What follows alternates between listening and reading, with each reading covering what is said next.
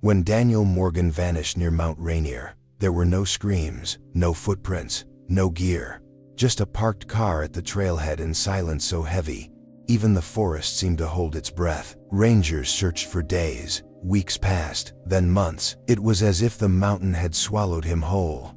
But exactly 1 year later, the woods gave him back his body found hanging high in the trees, arranged in a way that defied all logic. What happened in those silent woods still haunts those who found him.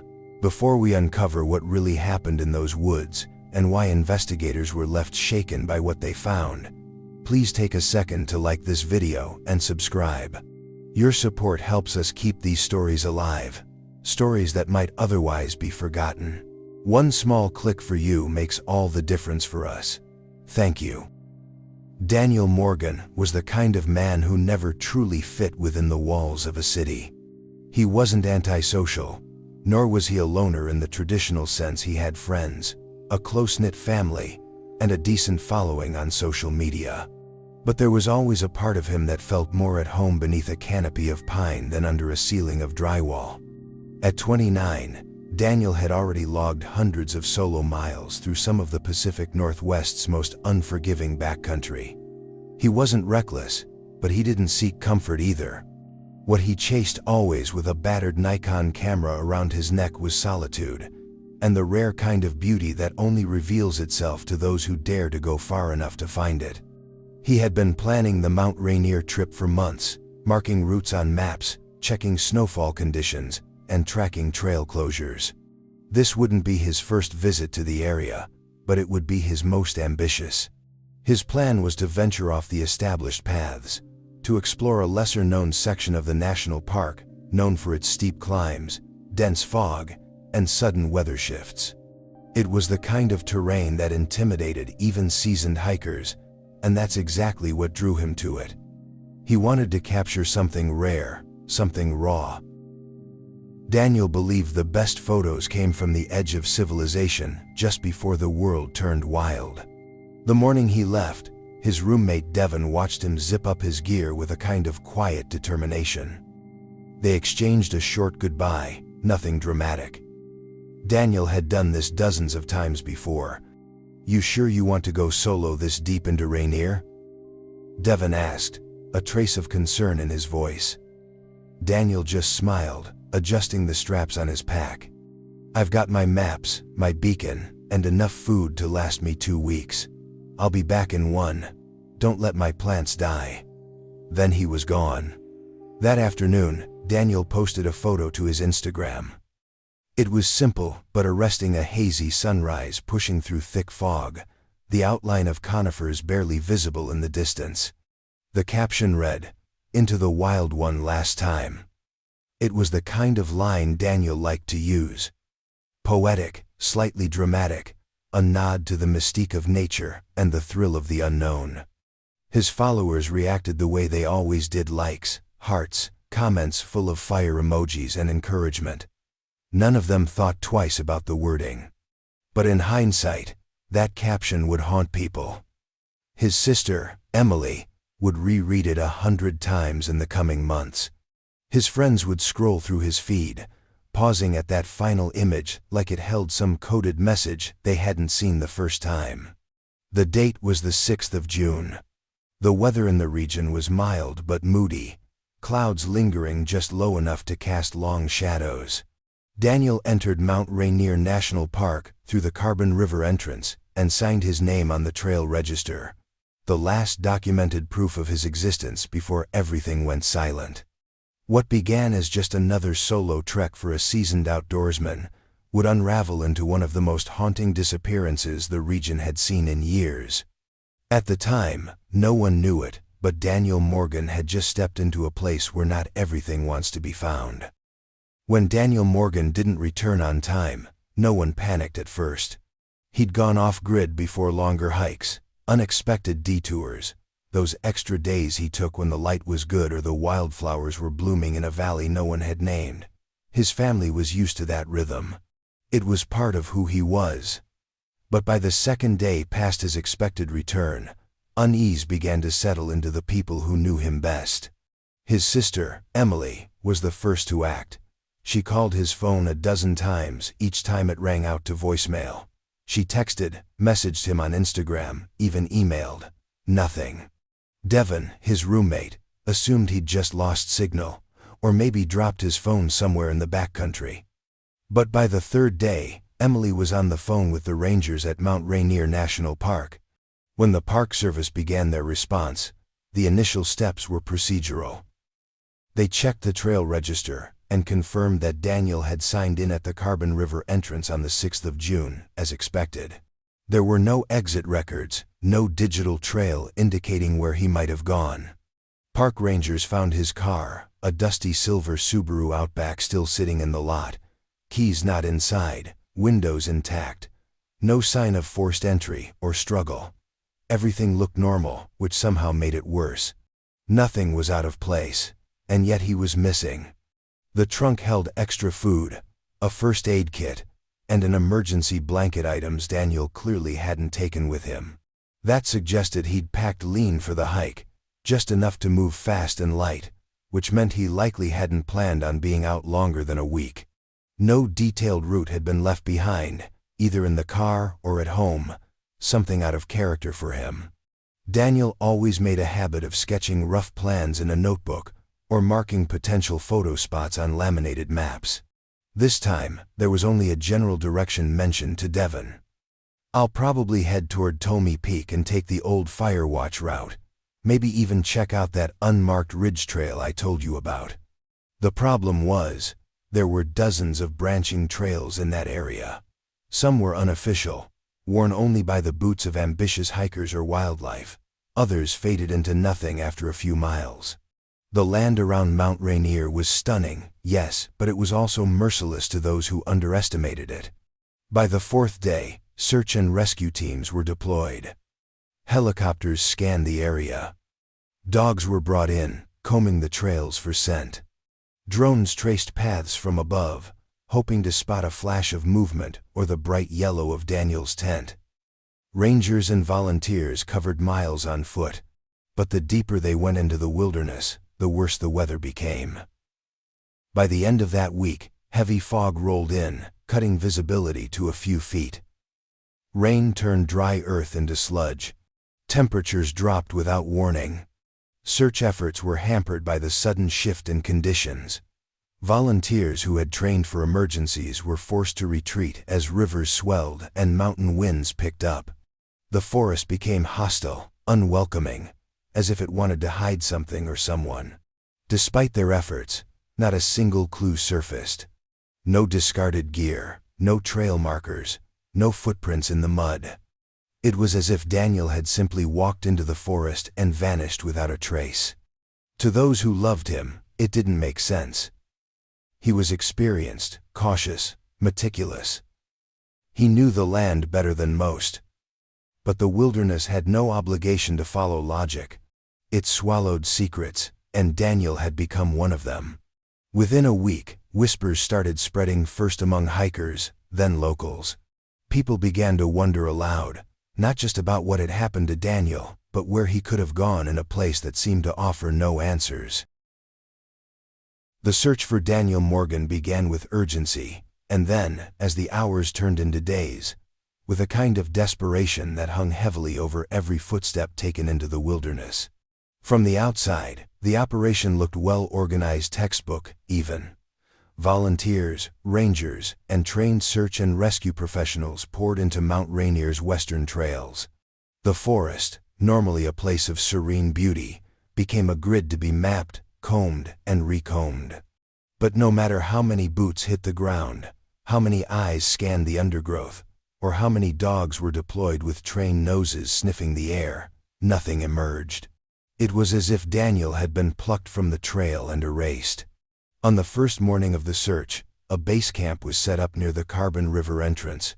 Teams divided the area using Daniel's last known location and his general direction of travel as a starting point. Helicopters were brought in early, scanning ridgelines and meadows with high-resolution cameras. Drones buzzed low over ravines and dense groves, where humans couldn't tread. Scent dogs were led along every logical path and some illogical ones, yet the animals picked up nothing. Not even a weak trail. Not the faintest trace of human sweat or gear. The search teams were confident in the beginning. A man like Daniel, young, fit, experienced, would have left a trail if he were in distress. A fire, a trail marker, a strip of cloth tied to a tree. Something. But after 3 full days of intense searching, not even a snapped twig could be definitively tied to him. People started to use strange words around camp. Vanished, evaporated, swallowed. They were words spoken quietly, under breath, as though they themselves might conjure bad luck. By day 5, the operation expanded. Park rangers opened access to lesser-traveled paths, even those considered unofficial or hazardous. Old maps were reviewed, some dating back to the 1972nd, showing logging roads and forgotten ranger paths that had long since been overtaken by the forest. The search area grew wider, but with each expansion, the odds grew worse. There were simply too many square miles of wild, and no clues to focus on. Volunteers who had known Daniel personally arrived from out of town. One of them, a photographer who had joined Daniel on a previous hike, said softly, he would have found a way to leave something behind if he could. That sentiment spread among the team members. It wasn't just the absence of Daniel that disturbed them, it was the total absence of anything. No dropped gear, no camera, no torn clothing, no crushed grass, no bent branches. It was unnatural. One ranger, a man in his 60s with 30 years of experience, shook his head during a debrief and muttered, "I've found people who wandered for days, even weeks, and we always find something. This is different." The mountain offered no help. Fog clung to the trees even on sunny afternoons. Rain came in waves, sudden and cold, masking scent trails and making even basic tracking impossible. Nightfall came quickly in the dense forest, forcing crews to retreat each evening with no progress, only the long drive back to base camp in silence. Some began to wonder if Daniel had fallen somewhere unreachable, a ravine, a cave, a deep crevasse, but even then, they expected to see signs. Disturbance, remnants. Not this perfect, unnerving stillness. By the end of the first week, the official tone had changed. Press releases softened from rescue efforts to recovery efforts. The hope that Daniel was alive had not entirely died, but it had dulled under the weight of silence. And within that silence, a darker thought began to grow not just among his family and friends, but among the searchers themselves. If Daniel had been lost to the mountain, they would have found a trace. But they hadn't. And that begged the question no one wanted to voice aloud. What if it wasn't the mountain that took him? What if it was something else entirely? As the days dragged on, and the search for Daniel Morgan continued to come up empty, a subtle shift took hold of the nearby towns that bordered Mount Rainier. In the cafes, gas stations, and general stores of places like Wilkson and Ashford, the story of the missing hiker took root not just as a tragedy, but as a whisper that carried something darker. Daniel's name began appearing in conversations alongside old names, names few remembered unless they'd lived there long enough to know the mountain's other stories. Stories that didn't always make it to the news. At first, the talk was quiet. A cashier at a small convenience store near Carbonado told a regular that this wasn't the first time someone had gone missing up there without a trace. "They never talk about the others," she said, sliding a pack of cigarettes across the counter. "But they happen." The man nodded slowly. He remembered a case from his youth. He'd been 13 when a woman named Carol Deems had vanished while hiking with friends in 1985. She'd been a little ahead of the group, walking a ridge trail near Tommy Peak. When they reached the clearing, she was gone. No sounds, no screams, just the wind, and a sense that something had changed. She was never found. Soon, the stories began surfacing online. A forum thread dedicated to Daniel's disappearance was flooded with posts from anonymous users claiming they'd seen strange things in the forest surrounding Rainier, glimpses of figures standing between the trees, soft chanting at night, animals behaving oddly. A former ranger, posting under the name Evergreen Ghost, wrote that certain areas of the mountain had been unofficially designated dead zones by those who worked the trails. Not because they were more dangerous terrain-wise, but because too many things had gone wrong there over the years. Gear malfunctioned, compasses spun, radios went quiet, and people, sometimes they just stopped being there. Native legends soon entered the conversation, brought forward by those who'd lived on the land far longer than any park ranger. The Skokomish people, whose ancestral ties to the mountain stretched back centuries, spoke of the Tsiatko forest spirits, sometimes benevolent, sometimes cruel. According to their stories, the mountain wasn't just sacred. It was alive, aware, and capable of warning away or consuming those who didn't show it respect. These spirits, they said, didn't always take the form of beasts. Sometimes they moved through the trees like shadows with shape, whispering warnings in the wind. And if you heard those whispers and didn't turn back, you might never return at all. An old logging family recounted a tale passed down from their grandfather, a man who had spent a season living in the deeper parts of the forest during the late 1942. According to the story, he'd stumbled across a grove where the trees grew in unnatural spirals, the bark peeling in symbols instead of scars. He returned home weeks earlier than expected, thin, pale, and silent. He never spoke of what he saw, but he never went back. When he died in 1973, they found pages in his journal describing the forest as too quiet and full of something that watched. As the search for Daniel stretched into its third week, the official narrative remained grounded in facts: difficult terrain, worsening weather, a missing man. But for those who lived in the shadow of Rainier, it was clear something older was at play. The stories had been waiting buried in memory, traded in hush, and now, with Daniel's name added to their number, they were rising again like echoes from the deep woods.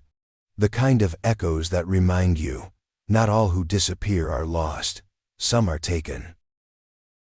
2 weeks after the official search for Daniel had been suspended, his sister Emily returned to his apartment for the first time since he vanished. The place had a hollow stillness to it, like the walls themselves were holding their breath. His keys were still on the hook by the door. The scent of pine-scented candles lingered faintly in the air.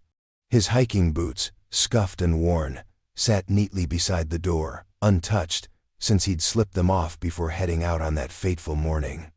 Emily walked through the room slowly, unsure of what she was even looking for. She wasn't part of the official investigation. The rangers had combed through his gear and digital devices already. But this wasn't about evidence for her. It was about finding something, anything, that might help her understand why her brother had never come back.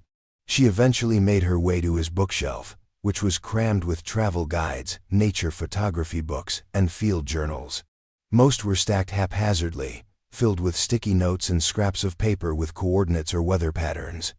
One notebook stood out. It was leather-bound, older, and more worn than the others, its spine held together with black tape. When she opened it, the first thing she noticed was his handwriting, tight and angled, like he was always trying to fit more than the page would allow. The entries started off normal enough. Notes about trail conditions, lists of gear, daily reflections. But as she flipped further in, the tone began to shift. There were sketches, dense, frantic pencil drawings that darkened the pages with strange shapes. Trees drawn with unnatural sharpness, almost claw-like in the way their limbs stretched across the sky. Circles filled with spirals. Eyes. Dozens of eyes. In one sketch, a dark figure stood among the trees, featureless, tall, blurred as though the pencil itself refused to give it form. She paused at one passage, written in the margin beside a particularly chaotic sketch of twisted branches. "He's still following me. I saw him again today, halfway down the ravine trail. Standing still, no sound, but watching, always watching." Another page read, "The forest isn't empty, not really. It listens. It speaks when it thinks you're alone." Emily's heart pounded. This wasn't the Daniel she knew. He was grounded, logical. Even in his most creative moments, he had never been someone prone to fantasy or fear. Yet here he was, page after page unraveling into a kind of obsessive paranoia.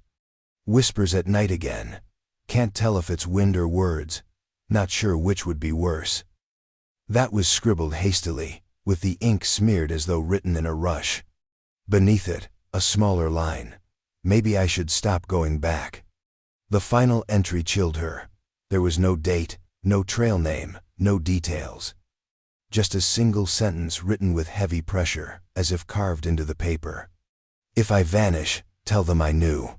Emily closed the journal with trembling hands. She didn't know what to do with what she'd found. To tell the police would be to risk them dismissing it as nothing more than a breakdown, a psychological fracture brought on by solitude and isolation. But Emily knew her brother better than that. If he was frightened enough to put it on paper, something had happened out there, something real. She stared at the notebook in her lap, its pages still warm from her hands, and whispered to the quiet room. What were you trying to warn us about, Daniel? The journal was buried beneath a stack of topographic maps and old photography zines in the bottom drawer of Daniel's desk. Emily had gone through every obvious place. First the shelves, the backpack he hadn't taken, the drawer in the nightstand where he kept old postcards and knotted bracelets from places he'd traveled. But it was only when she began pulling apart the cluttered desk drawers, more out of desperation than strategy, that she found it. The leather cover was worn soft and almost gray around the edges, its corners curled like dry leaves. A leather band kept it tightly shut, and when she unwound it, the scent of graphite and pine oil drifted up Daniel's signature scent. Like the woods had pressed themselves into the pages. At first, the entries were normal, familiar. Daniel's handwriting neat at the beginning of each entry, and gradually messier the deeper he got into his thoughts, flowed across the pages in confident strokes. He wrote about the usual things: trail conditions, lighting angles for photography, types of moss he found along rock walls. There were pressed leaves taped to some of the pages, little samples that had turned brittle over time. But as she flipped deeper into the journal, the tone shifted, the language darkened. The rhythm of his thoughts started to feel disjointed, like he was writing faster, or with one eye over his shoulder. One passage stood out in particular. I saw it again today, just standing between the trees, same place as last week. I only saw it because the birds stopped singing. Everything went quiet, like someone pressed pause on the whole forest. It didn't move, just watched. I pretended not to see it, but I think it knew I did. Emily's fingers trembled slightly as she turned the page. There, a sketch bled into the margins, a spindly, black figure, impossibly tall and vaguely humanoid, with elongated arms that curved toward the forest floor like wet branches. There were no eyes in the sketch, no features at all, just blackness. It stood among trees that leaned inward toward it, as if bowing. Scribbled above the drawing in Daniel's rushed handwriting were the words, "Not a shadow, not a tree, not something I can name." Other entries began to take on a frantic edge. The whispering again last night. I thought it was wind, but it's not, it's rhythmic. Like a voice trying to mimic wind, failing just enough to be wrong. Like it wants to be heard but doesn't know how to speak. In the weeks leading up to his final hike, Daniel's writing grew more chaotic. Sketches filled entire pages, circles within circles, symbols he never explained, eyes drawn repeatedly in the margins like they were watching the text itself. He mentioned feeling followed, not just on one hike, but multiple ones, always in remote locations, always when he thought he was alone. It waits, not always visible, but I can feel it now. It's not interested in me, not yet, but it's aware and curious. Emily read these words with a growing sense of dread. This wasn't fiction. This was a man, her brother, trying to document something he couldn't explain, something that frightened him deeply but couldn't be spoken aloud. The final pages were barely coherent. Sentences trailed off. Thoughts were half-finished. The last complete entry read, "I think the forest has places that aren't really forest. Places that overlap with something else. I've gone too far into one of them. It's thinner here. Like the trees are just a curtain." She closed the journal slowly, her mind spinning.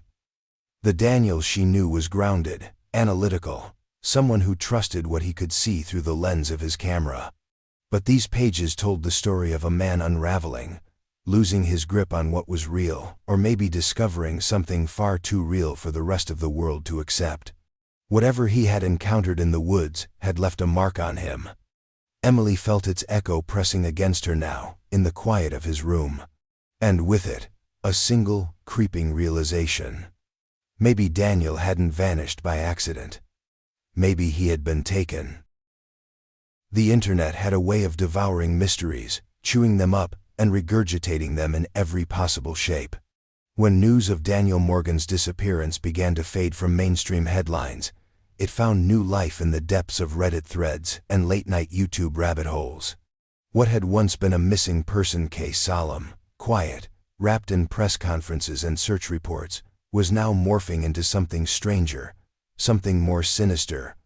As people began to stitch together theories from scraps of truth and shadow, it started with a post on r Unresolved Mysteries.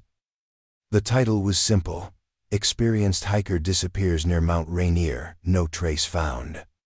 It got traction almost immediately. Comments poured in from amateur sleuths, armchair cryptologists, and people who simply wanted to be part of something dark and unexplained. The early theories were what you'd expect: accident, hypothermia, animal attack. But as the days went on and the original poster updated with more chilling details, like the absence of tracks, scent, or gear, the tone of the thread began to change. One user claimed to be a former forest ranger who had worked near Mount Rainier in the 92nd. He wrote, "You don't talk about the quiet places up there, you walk past them, you keep your head down. If it gets too quiet, you turn around." Another commented, "I grew up near the mountain. My uncle disappeared in 2088 during a camping trip. Everyone said he drowned in the river, but they never found a body. His tent was still zipped, firewood untouched." From there, it spiraled. The Bigfoot crowd showed up quickly, posting pixelated images from trail cams and snippets of grainy audio. One video, titled "Sasquatch Screams in the Rainier Backcountry," claimed to capture low, guttural wails echoing through the trees. Skeptics pointed out the audio could have come from a cougar or even been faked entirely, but others clung to it. If it wasn't Bigfoot, one user wrote, it was something just as big and probably hungrier. Next came the government conspiracy theorists. They latched onto a sliver of truth. A few square miles of Rainier's forest had once been part of a Cold War-era communications project, long since defunct. That was all they needed. MK Ultra-level experiments. One video narrator suggested in a deep, ominous voice. Top-secret sound-based weaponry used on unknowing hikers. Memory erasure. Time manipulation. What if Daniel Morgan walked into one of those test zones? The video ended with the sound of static and a digitally distorted voice whispering, "He shouldn't have been there." But perhaps the most unsettling thread came from a Reddit user named Whiter Root Deep. Their comment was short, no flair, no emojis. Just one sentence posted on a now-deleted account: "I heard screams from the woods in July, no joke." Replies demanded clarification, but the user never responded. Others tried to trace the IP. Nothing. It became its own legend, an internet ghost story nested inside a real one. YouTube creators pounced on the theories, producing slickly edited videos with dark music, voiceovers, and terrifying speculation. One channel claimed Daniel had stumbled across a cult operating in the hidden parts of the park. They cited patterns of disappearance that aligned with lunar cycles. Another creator insisted that the area Daniel hiked through matched the coordinates of an ancient Native American burial ground, though no such site existed in official records. The algorithm did the rest. Videos about Daniel's disappearance hit millions of views. His name became a hashtag. His final Instagram post dissected frame by people hoping to find some subliminal clue. A blurry tree shape in the background of that foggy sunrise photo became a focal point. Was it just a trunk? Or something standing there? And while Emily tried to focus on truth on journals, maps, and real people like Ellis Grady, the online world was building a mythology around her brother, piece by piece. Some of it was harmless. Most of it wasn't forecast. In the end, it didn't matter whether it was Bigfoot, Black Ops experiments, or cults. What mattered was that none of them brought Daniel back. And the more the internet turned his story into entertainment, the harder it became to separate fact from fiction. But buried beneath all the noise, all the static, there was one thing no one could deny. Daniel had gone into the forest, and something had happened that no one, not even the wildest theory, could explain completely. The forest was different in the late spring. The snowmelt had fed the rivers until they roared with cold, silt-heavy water, and the underbrush had thickened with new growth. Birds sang in the canopy again. And the days were long and golden. But even in this season of renewal, the deeper trails of Mount Rainier held their stillness. There were places so remote, so tangled in moss and silence, that even seasoned hikers passed them by. It was in one of those forgotten hollows thick with alder and shadow that Owen Tate made his discovery. Owen wasn't a thrill seeker, just a solitary man who preferred the company of trees over people. He had no interest in internet theories or ghost stories. He hadn't even heard of Daniel Morgan. The hike that brought him to the southern fringe of Tolmie Ridge was part of a personal challenge. To spend 10 days without GPS, phone, or contact, navigating by compass and instinct alone. It was on the 9th day, after a long descent into a mist-shrouded gulch, that he noticed something that didn't belong. At first, it was just a flicker, a brief glint of light among the green, too sharp and uniform to be natural. It caught the corner of his eye as he stepped over a fallen log. He paused, squinting through the dense ferns. There, between two ancient firs, something dangled. A line, a shape, something metallic caught the sun and vanished again behind a shifting branch. Owen approached cautiously. The undergrowth was thick, the forest floor soft with decades of fallen needles. Each step sank slightly, muffled. As he drew closer, his stomach knotted, not with fear, exactly, but with the creeping realization that whatever he was seeing wasn't right. The object was hanging from a tree branch nearly 20 feet off the ground. It was suspended by a rope that looped through the upper limbs like a snare. And at the end of that rope, turning gently in the breeze, was a human body. Or what remained of one. Clothing hung in tatters. The figure's arms were stretched unnaturally, bones visible beneath torn fabric, the face half concealed by leaves and time. There were no birds nearby, no insects, no sound at all. The forest, again, held its breath. Owen stepped back, trembling. His breath came shallow. The metallic glint he had seen was a camera half buried in moss at the base of the tree. The lens cracked, but still whole. A backpack rested beside it, faded and mildewed, zippers rusted shut. He turned and ran until the trees thinned, and he reached a signal. The call he made to the ranger station was short and breathless. I found something. Someone. Hanging. You need to come now. Within hours, a full response team was mobilized. Owen led them back to the site, retracing his steps. It was just shy of the 1-year mark since Daniel Morgan had vanished. And now, in the heart of a place no map showed, a body had returned suspended like a forgotten marionette, untouched by time or nature, waiting in silence for someone to finally see. By the time the search team reached the site, the sun had dipped behind the ridge, casting long shadows through the trees. The light was golden but fading, and even the birds had grown quiet. There was a strange weight in the air, a hush that seemed to press against the forest floor, as if the trees themselves were reluctant to witness what had been found. The coordinates provided by Owen Tate had led them deep into an area so remote, so overgrown, that it hadn't been touched by a boot or blade in decades.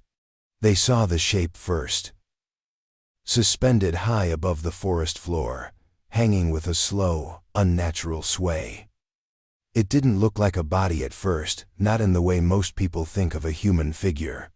It looked more like a puppet, bound and strung between branches, arms stretched out wide and slightly backward, as though the figure had been pulled into position with force and precision. The rope, or whatever had been used, had long since frayed and blackened. But the bindings remained taut, anchoring the limbs at strange, deliberate angles. One of the first responders muttered something under his breath, something about it not being right, and the others said nothing. They merely stared, necks craned upward, frozen beneath the macabre display. The figure was clothed, or had been. Shredded fabric clung to the skeletal frame like tattered flags. What was left of the body was gaunt, leathery in places, but mostly bone now exposed and sun-bleached where the forest canopy had allowed light to filter through. The jaw hung open slightly, and one arm was twisted unnaturally above the head, as if reaching or offering something unseen. It didn't take long to locate the gear below. A rusted camera, its memory card still intact. A weather-beaten backpack, half consumed by moss and insects. And inside the faded canvas, tucked in a waterproof sleeve, a park permit bearing the name Daniel Morgan. There was no doubt. The remains above them twisted, displayed like some grim totem belonged to the man who had disappeared nearly a year before. But that was only the beginning of the unease. The forensic team arrived 2 days later, helicoptered into the site with equipment and body retrieval gear. What they found disturbed even the most seasoned among them. The way the bones had been bound, the particular care with which the limbs were arranged, did not resemble a fall, a self-inflicted death, or any known wildlife interference. The rope, thick and organic-looking, possibly handmade, had been tied in precise, deliberate knots. Not camping knots, not climbing knots. These were ornamental, complex, and no one on the team could identify their origin. More alarming still was the condition of the body. There were no obvious signs of trauma, no shattered bones or defensive wounds. But the hands, both of them, were gone, cleanly removed, not torn, not chewed, removed.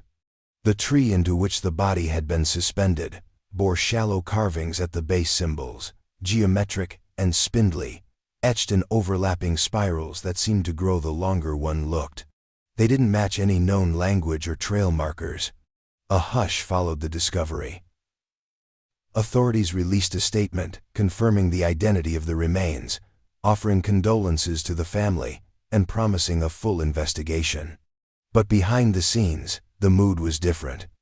For those who had seen this scene with their own eyes, it was clear. This wasn't just a hiker lost to the wilderness. This was something else. Something no protocol covered. Something the forest had hidden until it chose not to.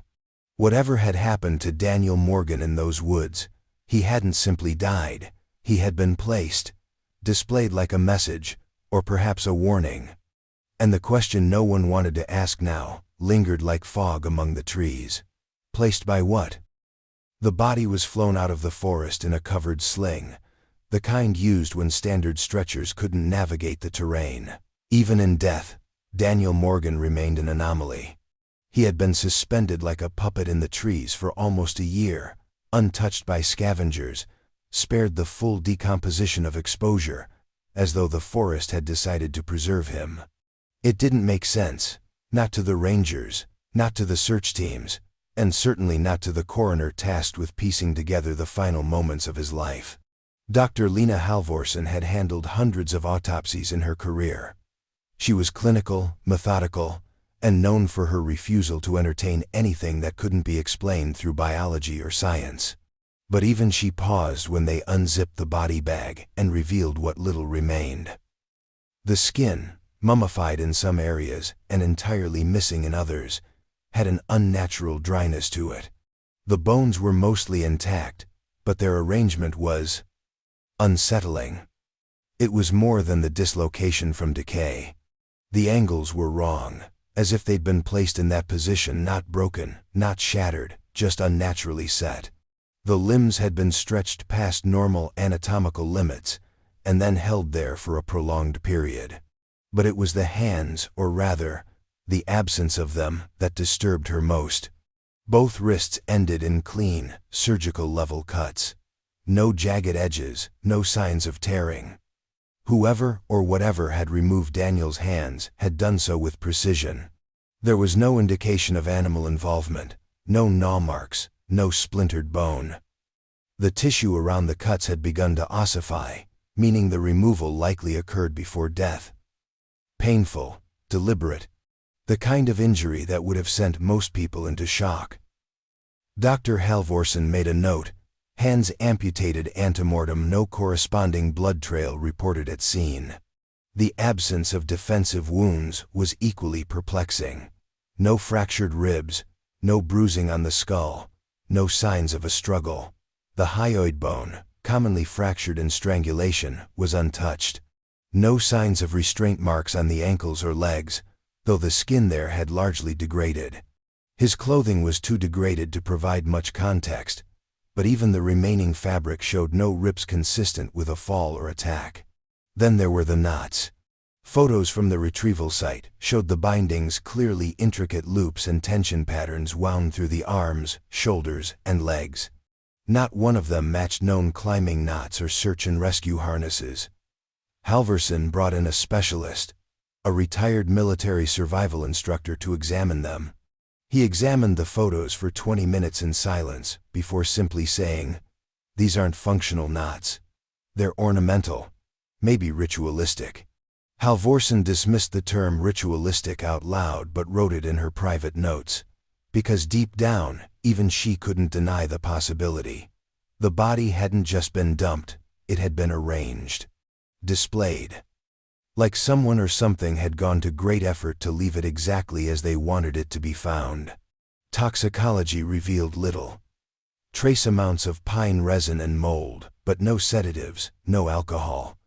Nothing to suggest Daniel had been incapacitated. His stomach was empty, and his bones showed signs of prolonged malnutrition. He'd been alive for days, possibly weeks, before he died. Alone, starving, and likely in agony. Yet somehow, he'd made no attempt to escape, no sign he'd fought back, just the silence of the forest, and the grip of something that didn't need brute force to keep him still. Halvorsen closed her report with a single sentence that stood out from the sterile language of the rest of her analysis. Cause of death, unknown. Circumstances, deeply abnormal. When the forensics team combed through the forest floor beneath Daniel's suspended remains, they found his camera half buried in a mound of moss and pine needles, its casing streaked with grime but otherwise intact. The lens was cracked, one side chipped as if it had been dropped from a height, but the memory card was still in place. A miracle, really. After nearly a year exposed to the elements, it still worked. They slid the card into a recovery drive at the ranger station that evening, unsure what they would find, if anything. The folder contained 47 images. The first 30 or so were what everyone expected: sweeping landscapes, tight shots of bark textures, macro photographs of insects caught on dewy leaves. Daniel had always been meticulous with his photography, and these were no different. Each image bore the hallmarks of his style: clean framing, soft, natural light, a sense of wonder in every composition. The metadata placed the photos within the first 3 days of his hike.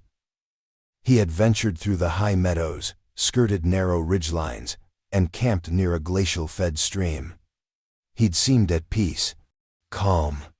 But then, something changed. The 34th photo was darker. The timestamp showed it was taken at dusk, under overcast skies. The composition was off-center, not by mistake, but as though Daniel had been moving quickly. The photo showed a dense wall of fog bleeding through the trees, thick and low like it had pooled in the forest instead of drifting overhead. The trees in this image appeared twisted, gnarled in unnatural shapes, their bark blackened as though charred. In the 35th photo, something appeared in the background. It was easy to miss at first, a shape between two trees. Almost humanoid. Tall. Blurred by fog and distance, it stood upright but lacked any defining features. No eyes, no face. Just a dark figure with arms longer than they should be. One slightly raised, almost as if in motion. A trick of the light, perhaps. Pareidolia. That's what the analyst said out loud. But no one in the room believed it. Photos, 36 through 40, were taken rapidly within seconds of one another. Daniel seemed to be shooting while backing away. The images grew more chaotic. Branches in the foreground, ground-level shots, blurs of movement. One showed what looked like claw marks etched into a tree trunk, deep, uneven gouges, fresh. Another captured an empty stretch of trail. Only it wasn't empty. The figure was back, closer now, partially obscured by underbrush. This time, its head seemed tilted, as if listening. Photos 41 through 45 were nearly black. The faint impression of trees, the suggestion of breath fogging the lens. Daniel may have been in a shelter, or hiding. The images were frantic, desperate glimpses rather than composed shots. In one, a shape is pressed against what appears to be fabric, like a hand outlined against the outside of a tent wall, impossibly large. Then came the last two. The penultimate image was taken in the dead of night, the flash on. It captured a single tree in harsh white light, and just behind it, something peeking from around the trunk. Just the side of a head, elongated, pale, impossibly smooth, and featureless except for what might have been a mouth, open and too wide. The figure appeared to be mid-movement, as if caught by surprise. The final image was a blur, a close-up. Nothing identifiable at first glance, just shades of gray and black. Maybe skin, maybe cloth. But when the contrast was increased, the faint outline of a face emerged. No eyes, no nose. Just the implication of hollows where features should be, and an expression that somehow felt like a smile, or something pretending to smile. That last photo ended the folder. No videos, no audio. Just the unnerving silence of captured moments. To the outside world, these were just digital files, pixels, and data. But to those who looked at them closely, something else came through. A feeling, an atmosphere. Like the forest had turned its gaze toward Daniel and, in those final images, allowed itself to be seen. Just once. The phone had been useless by the time they recovered it, soaked through, the battery long corroded, its screen spider-webbed with fractures. But Daniel, ever cautious, had packed a secondary recording device, something rugged and built for outdoor conditions. It was found inside the inner lining of his backpack, tucked into a waterproof pouch along with a spare compass, water purification tablets, and a half-used map stained with something dark that looked like mildew, though no one wanted to test it. The device was small, matte black, with worn buttons and a cracked display. But miraculously, it powered on. There was only one saved file. 2 minutes and 13 seconds long. A simple audio memo labeled with a date, the 10th of June. 4 days after Daniel had begun his hike. 4 days before he was expected to return. They played it in the sterile quiet of the ranger office, everyone leaning in slightly as the file loaded and the speakers crackled to life. At first, there was only wind, faint and uneven. Then the rhythmic crunch of footsteps on pine needles. Daniel was walking. Alone, by the sound of it. The pace was slow, deliberate. Then came his voice, barely above a whisper. I think I've gotten off trail. I passed a ridge that doesn't show up on the map. Everything looks different here. I keep circling back to the same tree. His breathing was audible, deeper now, the edges of panic starting to trace his voice. He paused. For a few seconds, There was silence, then a sound, faint, behind him. It was hard to place. Not an animal, not quite human. A soft thud, like a bare foot hitting damp earth, followed by the rustle of branches. Daniel sucked in a breath. The recorder caught the tremble. I'm not alone. The silence that followed stretched out longer than it should have. The kind of silence that makes your ears strain for something, anything to fill it. Then the footsteps came again. Closer. Still soft, still methodical, but undeniably tracking him. They weren't his. Daniel wasn't moving. He whispered again, voice shaking now. I saw it. Between the trees. I don't know what it is. It doesn't move right. A sudden burst of movement, the sound of Daniel running, the recorder jostling violently against his gear. Branches slapped against the mic, twigs cracked underfoot, his breath turned sharp and uneven. Then, abruptly, he stopped. The sounds went still. For nearly 10 seconds, there was nothing but the rasp of wind and a low static hum the forensic team would later claim was interference. And then, from somewhere close, so close it could have been standing just behind him, a whisper. Go back. The voice wasn't Daniel's Fox. It was low, hoarse, and distinctly wrong, like it was mimicking language rather than speaking it. The syllables were too precise, the cadence off, as though whatever made the sound understood how words should form, but not how to mean them. Daniel's breathing hitched. A soft sob escaped him. He whispered one last thing into the recorder, so low the team had to loop it, enhance it, and still could barely make it out. I don't think I can.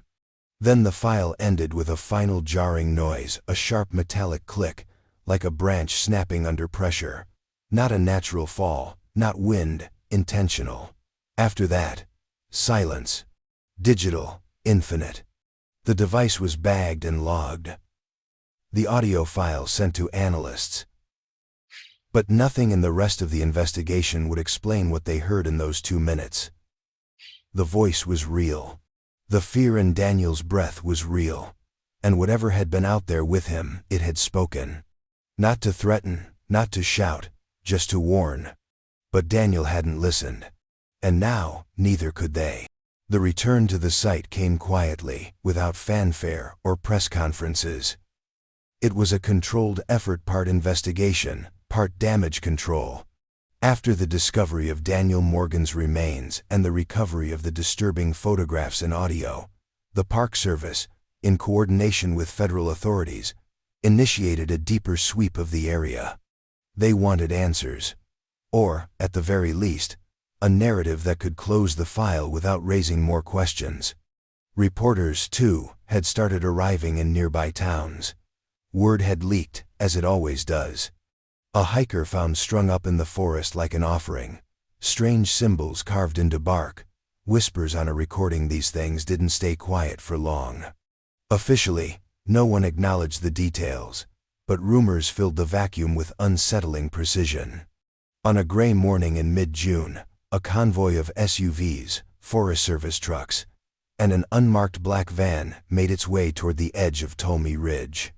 The goal, a detailed forensic survey of the area where Daniel had been found.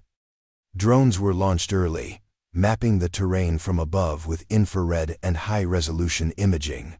The forest from the air looked calm, an undisturbed sea of green, but it didn't stay that way for long. About half a mile from the original site, one drone picked up something unusual. The faint remains of a fire ring, blackened stones in a rough circle. Around it, 4 makeshift lean-tos had been constructed, now sagging with rot and moss. Primitive shelters, built from deadfall and lashed together with what looked like vines or animal sinew. No signs of recent use, but they hadn't been abandoned long. Maybe months. Maybe less. Investigators on foot reached the spot later that afternoon. It was deeper than any trail had gone, tucked into a hollow thick with lichen and old growth. The air there felt dense, the temperature oddly cooler. As they moved closer, they saw more details. Bones scattered near one of the shelters, some animal, but not all. A forensic anthropologist later confirmed at least 2 were human. A section of jawbone with 2 teeth still intact. A femur cracked lengthwise. No signs of burial or care. Just discarded. The most disturbing discoveries, however, were the carvings. Nearly every tree within a 30-foot radius bore some kind of mark. Symbols carved deep into the bark with crude tools. Spirals within spirals. Triangles with slit-like lines through the center. And elongated figures stick-like shapes with disproportionately long limbs and headless torsos. None of the markings matched known indigenous symbology or wildlife tags. Linguists and cultural historians consulted by the authorities were stumped. "This isn't a language," one expert noted. "It's an obsession." Beneath one particularly massive cedar, they found what looked like an altar, a flat stone partially buried, its surface etched with the same jagged lines. Dried moss and broken twigs littered the top, but underneath was a smear of something long dried and reddish-brown. Lab tests would later confirm it was blood, though whether human or animal couldn't be determined. The discovery of the campsite shifted the narrative. If Daniel had stumbled upon this place, whatever it was, he may not have been alone. The idea of a cult was floated, an off-grid group, perhaps with violent tendencies. It fit better in official paperwork than unknown entity or ritualistic forest phenomenon. But even that explanation felt stretched. There was no sign of life, no tracks, no food remains, no gear. Just the remnants of something primal. Something that had been there and then vanished. That night, after the team returned to base camp, one of the drone operators reviewed flight footage from earlier that day. At timestamp 4 hours 13 minutes and 57 seconds, as the drone banked over the ridge and turned toward the clearing, a figure appeared just for a moment standing at the tree line. Still, upright, watching. When the footage was rewound and zoomed in, the figure was gone. Just trees. And silence. The rope was coarse, fibrous, and aged, but remarkably well preserved considering the elements it had endured. When it was first recovered from Daniel Morgan's remains, investigators treated it like any other piece of physical evidence photographed, logged, bagged. At first glance, it resembled traditional hemp or jute, the kind of rope a camper or hiker might carry. But under the microscope, it told a different story. The strands weren't factory-made.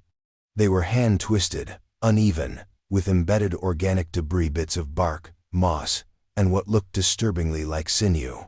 It was crafted, not purchased, and not by modern standards. Fingerprints were found, surprisingly clear in 2 spots where the rope had been knotted around Daniel's arms and chest. Analysts isolated partial prints from ridges in the fibers distinct enough to be run through databases. Local, state, and finally federal systems. Nothing, not a single match. The prints belonged to no known criminal, no registered person, no missing individual, a ghost identity. One investigator noted grimly, whoever tied this didn't exist on paper. More confounding was the DNA. Swabs were taken from the rope and from the material beneath Daniel's fingernails, what little keratin had survived under the conditions. The rope bore trace DNA from Daniel, as expected, but also 2 other sources. The first was human, partially degraded. Female, according to mitochondrial analysis. The second raised more questions. It was also human in structure, but contained anomalies, mutations, not typical of modern human DNA, at least not without severe disorders. The fragment was short, degraded, and incomplete, but it revealed markers rarely seen outside of genetic studies involving ancient remains or isolated populations. A forensic geneticist on the team suggested it could be from someone with an extremely rare hereditary lineage, possibly someone raised completely off-grid for generations. Or perhaps someone or something not fully accounted for by any known population group. Neither sample matched anything in the combined DNA index system. No hits in international registries, either. These individuals, whoever they were, had never been arrested, hospitalized, or documented. It was as though they had lived entirely outside of society and had died that way too. One print analyst, reviewing the pattern on the rope again days later, paused and reclassified it. It wasn't a single person's knotting technique. It was two sets of hands. Two different techniques working in tandem. One had created the binding around Daniel's torso tight, functional, even elegant in its simplicity. The other had constructed the more complex, ornamental loops that wound around his legs and arms, patterns that didn't serve restraint, but design. The implication was chilling. Two individuals had worked together on his binding. Two sets of intentions, one to hold, one to display. Then there were the carvings. A handful of tree symbols found near Daniel's suspended body contained fragments of skin cells embedded in the cuts, likely from whoever had made them. DNA extraction was attempted, but yielded nothing conclusive. The cells were degraded, inconsistent. A forensic pathologist remarked, "It's almost like they were already dead when they touched the bark." The evidence created a profile more haunting than helpful. An unknown woman, an unidentified genetic anomaly, and rope tied by people no system could trace. No motives, no confirmed sightings, no criminal patterns. Just two invisible presences moving through the forest, leaving behind fragments of their work in knots, symbols, and silence. The deeper investigators looked, the more they realized that Daniel Morgan hadn't been the first. The DNA belonged to people who'd never been found, possibly never looked for. Their traces were echoes, footprints in the dark of some hidden ritual that played out beneath the forest canopy. Daniel's death wasn't the origin. It was just the first time anyone was allowed to see it. And even then, only for a moment. The locals called him Birch. No one knew if it was his real name, or just the label he'd picked up after decades of living off-grid among the firs and cold river bends on the northeastern side of Mount Rainier. He had arrived sometime in the mid-'80s, built a cabin with his own hands near the edge of an old, forgotten logging trail, and never left. The post office stopped delivering to his box years ago. He didn't come into town unless he absolutely had to, maybe twice a year. If that, and when he did, he paid in cash and spoke in riddles, if he spoke at all. But after Daniel Morgan's body was found, and after rumors of strange symbols and campsites deep in the woods began to surface, the Ranger Service decided Birch was someone worth speaking to. He was, after all, the only soul known to live permanently within several miles of the area where Daniel had vanished. If there was anyone who might have seen something, or at least known what the terrain hid, it was him. When they arrived at his cabin, he didn't greet them with suspicion. He didn't brandish a weapon or slam the door. He simply opened it before they even knocked, as if he'd been expecting them. Birch was tall, wiry, and ageless in the way that only wilderness men seem to be. His hair was long, white, and matted. His eyes were sharp, too sharp, pale blue like river ice. He wore a leather vest over a threadbare flannel, and his hands were calloused and dirt-streaked. He looked past the ranger and the federal agent who stood at his porch and said, "You found him, didn't you? The one who went missing last year." The ranger nodded. "We'd like to ask you a few questions." Birch waved them inside without a word. The cabin was dim and cluttered, walls lined with books, bones, and rusted tools that had clearly been crafted by hand. The smell of old pine and something faintly metallic lingered in the air. "We found a campsite," the agent began, "and symbols carved into trees. We're trying to understand what—" "You won't," Birch interrupted, his voice raspy but firm. "You're looking for meaning in a place that doesn't offer it. Some places weren't meant to be found. That boy, he went looking. That's the difference. Most people stumble in by accident, get lost, and turn back.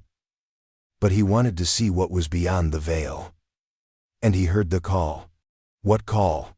the ranger asked, exchanging a glance with the agent. Birch didn't answer right away. He leaned forward, picking up a small piece of wood he'd been carving. It was shaped like a spiral, but jagged, asymmetrical, almost fractal. "It's not a voice," he said softly. "Not like we understand it. It's a feeling, like a note held too long in the wrong key. It gets inside your bones, you feel it pulling. Some resist it. Others, they follow. Your boy followed. That's why he didn't leave a trail. He wasn't taken. He went." The agent pressed further. "Are you saying he walked willingly into wherever he ended up?" "I'm saying the forest doesn't take people, not unless they open themselves to it." Birch's eyes narrowed. "It's like a mouth that only opens for certain kinds of silence." There was a long pause. The wind moved through the trees outside with a sighing sound that seemed almost sentient. "He's not the first," Birch said finally. "Won't be the last either. You should stop looking. The more you stare into it, the more it remembers you. That place, it doesn't forget." The interview ended shortly after. The agent marked Birch down as eccentric but not a person of interest. The ranger disagreed, noting in his report that Birch's carvings bore a disturbing resemblance to the symbols found near Daniel's body. But they never returned to the cabin. And Birch was never seen in town again. The call came from someone. Nora barely remembered Michael Denning, a local journalist who had once interviewed her in the early '80s for a retrospective on cold cases in upstate New York. At the time, he'd been young, eager, with the kind of journalistic idealism that didn't last long in towns like Wren Hollow. She hadn't heard from him in over a decade. When he called, his voice had the edge of someone who had stumbled across something that didn't want to be found. "I was going through old police archives for a piece I'm writing," he said, "on misfiled evidence in unsolved cases. And I found something I think you need to see." They met at a cafe just outside town, one that didn't ask questions and didn't play music too loud. Denning was older now, grayer, eyes worn but sharp. He pulled a folder from his satchel and slid it across the table with the kind of caution usually reserved for fragile things. Inside, Nora found a photograph. Her breath caught before her mind had time to catch up. It was the same one, the blurry Polaroid she had discovered years ago in Eileen's planner. The same grainy image of her sister near the hospital coffee machine, mid-turn, eyes half laughing. And in the background, the same figure, shadowed, unclear, standing just beyond the fluorescent light, half in motion, half in focus. The man she had never identified. The man who, according to every official record, had never existed. But this copy was different. This one had police tags, archival notations in faded pencil at the bottom right corner, and stamped across the back in red ink, "Do not file." Beneath that, a second stamp, nearly illegible, "Scheduled for destruction." Nora looked up. "Where did this come from?" Denning leaned in, lowering his voice. "It was inside an envelope misfiled in a burglary case from 2074. Wrong case number, wrong folder. I don't think anyone's seen it since then. Except maybe whoever marked it. Why would they destroy it?" "That's what I wanted to ask you." She told him about the original photo. About where she'd found it, how it had been buried in Eileen's belongings, never meant for anyone else's eyes. The photo she had never shared publicly, never submitted to the authorities. She had kept it hidden, convinced it was part of something larger, something dangerous. And now here it was again, as if summoned. As if the silence around it had finally cracked. Nora studied the markings. The date on the back said the 14th of January, 1972, 6 days after Eileen disappeared. The handwriting was hurried, almost shaky. No signature, no initials. "This wasn't mishandled," she said slowly. "This was buried." Denning nodded. "Whatever this is, someone didn't want it in the official record. And someone else forgot to follow through." The reappearance of the photo opened a new kind of void confirmation, not just that something had been hidden, but that it had once been known. That someone within the police department had seen this photo, understood its implications, and made the choice to suppress it. It had been scheduled for destruction. Someone had written those words. Someone who had seen the man in the background and decided no one else should. Nora left the cafe with the photograph pressed flat between her hands. It felt heavier now, like it had been waiting all these years for the right eyes to see it again. Not lost, not forgotten, just postponed. The air felt different that morning, crisper than she remembered, though the calendar said it was summer. Emily stood at the trailhead, staring up at the dense canopy of Mount Rainier's western woods, the same path Daniel had taken a year ago to the day. She hadn't wanted to come. Every part of her resisted it. But something deeper than logic had pulled her here. Something that had lingered in the background of her life for the last 12 months, whispering through sleepless nights and the brittle silence that came from not knowing.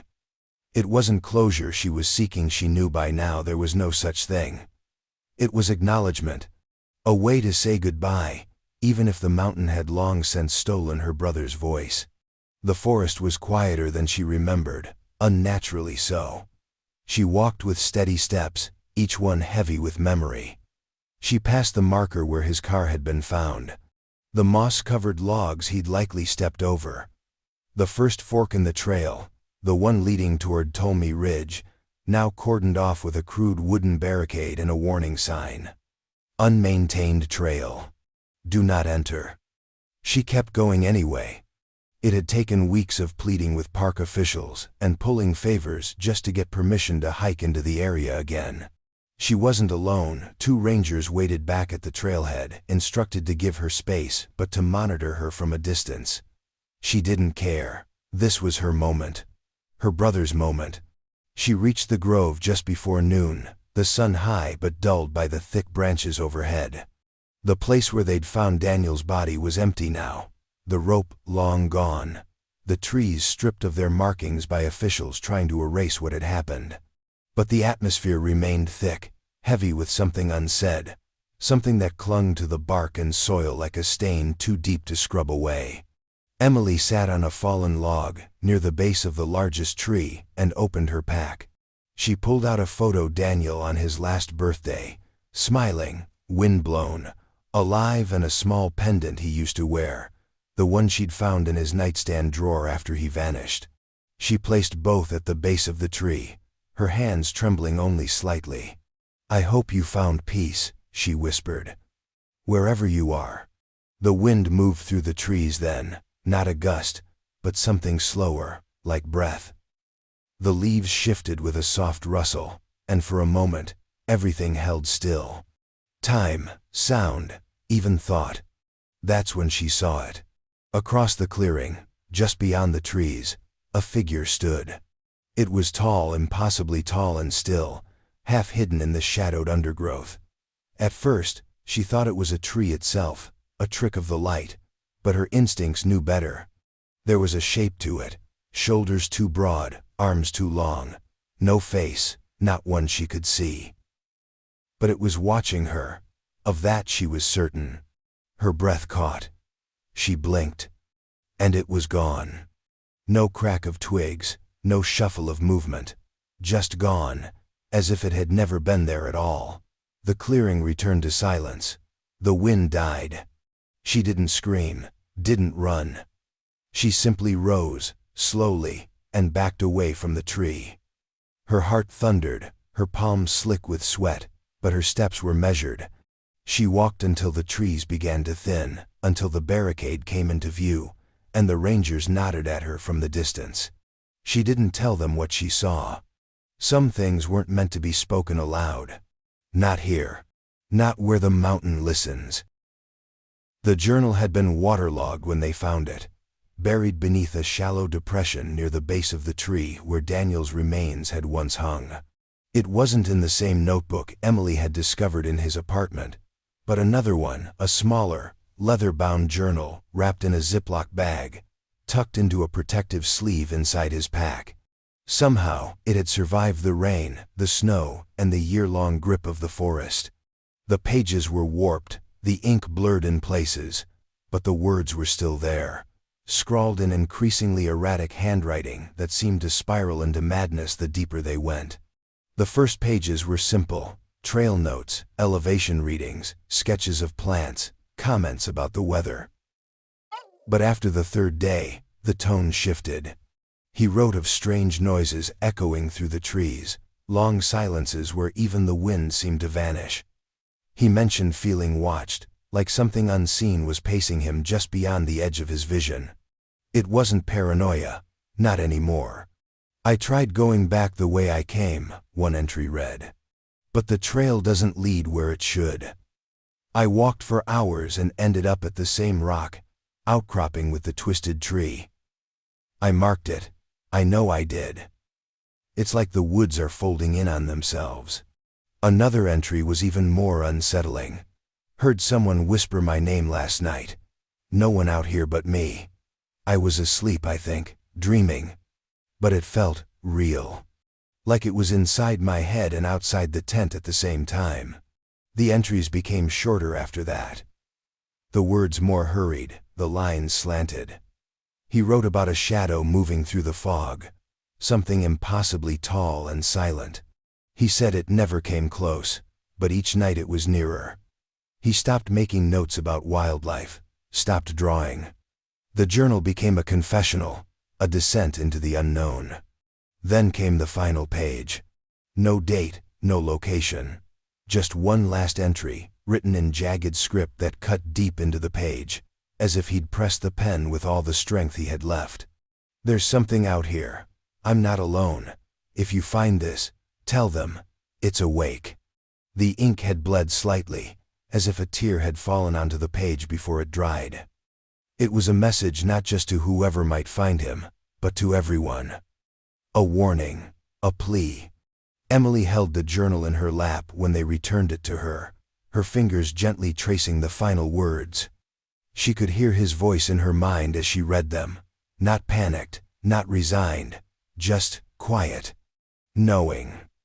As if Daniel had seen something that stripped away the last of his illusions, something older than the trees and deeper than the roots beneath them.